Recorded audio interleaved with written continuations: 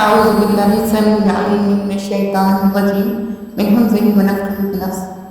ایک شخص حضرت ابراہیم بن ادم رحمۃ اللہ علیہ سے بحث کر رہا تھا کہ برکت نام کی کوئی چیز نہیں ہوتی۔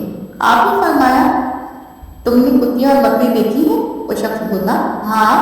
آپ نے شخص سے پوچھا کتیا اور بکری میں زیادہ بچے کون جنتا ہے؟ وہ بولا کتیا۔ آپ نے فرمایا تمہیں بکریاں زیادہ نظر آتی ہیں یا کتے؟ وہ بولا بکریاں۔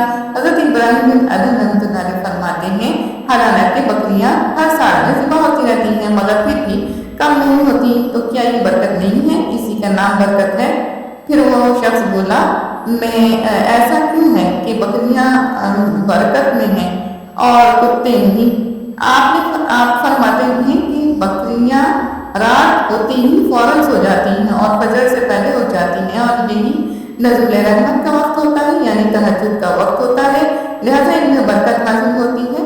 اور کتے رات بھر گھومتے رہتے ہیں پھر فجر میں وقت سو جاتے ہیں، لہذا وہ رحمتی برکت سے محروم ہو جاتے ہیں۔ بس غور و فکر کا مقام ہے آج ہمارا بھی یہی حال ہے ہم انسانوں کا۔ ہم اپنی راتوں کو فضولیات میں گزارتے ہیں اور عین وقت نزول رحمت کے وقت سو جاتے ہیں۔ اسی وجہ سے آج نہ تو ہمارے مال میں برکت رہی ہے، نہ پیسوں میں، نہ ہی اولاد میں، نہ ہی کسی دوسری چیز میں برکت رہی ہے۔ پھر ہم کہتے ہیں کہ ہمارے گھروں میں برکت ہو چکی ہے۔